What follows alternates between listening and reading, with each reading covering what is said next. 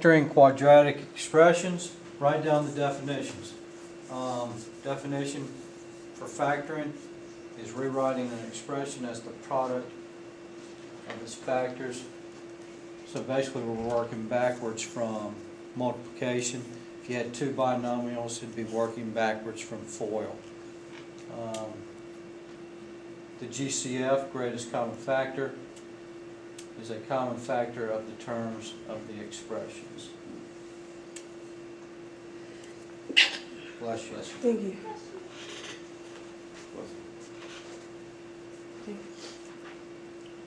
Okay, this is a good one session.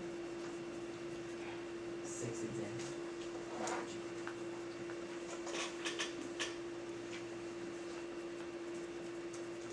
All right, while you're writing that, whenever you factor, the first thing you're always going to look for is a GCF. That's the first thing you want to try to take out, greatest common factor. Okay? Everybody ready?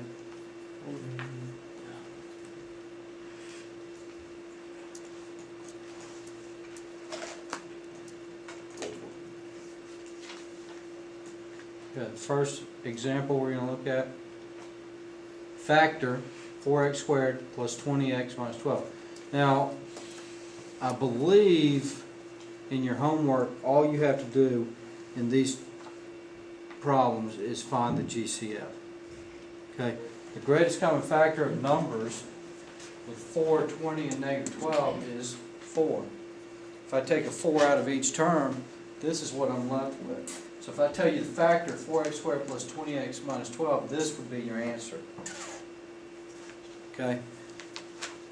In some examples later on, you'll be able to take this even further after you take the GCF out. But this is not factorable anymore. And you'll see why in a minute. So all I can do here is take out the GCF. Same thing here. What's my GCF of 9 and 24? 3. What's my GCF of x squared and x? X. Why didn't you do that for the first one? Because you didn't have an x in the last term. Uh, Okay, for a variable to be part of your GCF, it has to be included in all terms. Right, so, and if it is included in all terms, it's just the smallest of, like here is the smallest of the two, so it's just x. okay. Okay? So I took a 3x out, I was left with 3x minus 8. Does everybody understand how I went from here to here and here to here? Easy? Okay.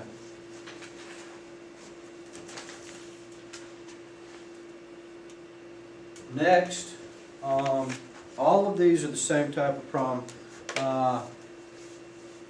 Remember, standard form is ax squared plus bx plus c. In this problem, a, b, and c are all positive.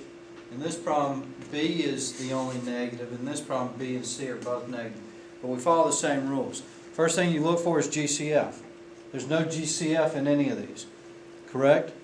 So, when we have a trinomial and I tell you to factor it, it will always factor down. If it's factorable, it will factor down to two binomials.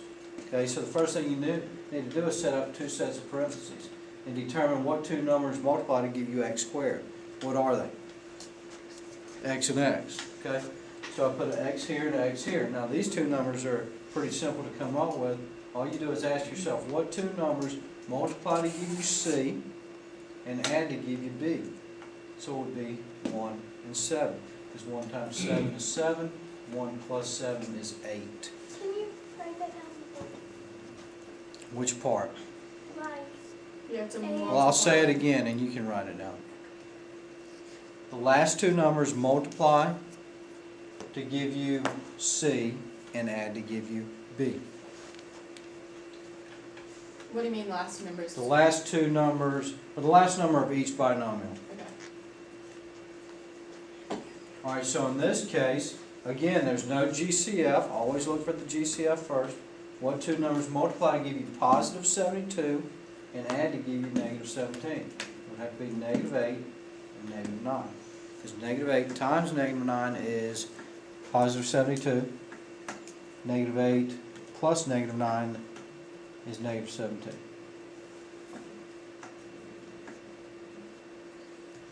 Now those rules I'm telling you right now only work if your leading coefficient is 1. All three of these have a leading coefficient of 1. And we'll get into So, the others in a so second. if it was 2x squared plus 8x plus 7, you couldn't do it. You can't follow those rules. Only if A is 1 you can follow. The rules I just gave you, yes. They change, the last two, these two will still multiply to give you the last one, but they won't add to give you the middle one anymore. Okay? And you can always check your work. How would you check your work here? Foil. Foil. Foil this back out, you should end up with this. Okay? And what two numbers multiply to give you negative 12?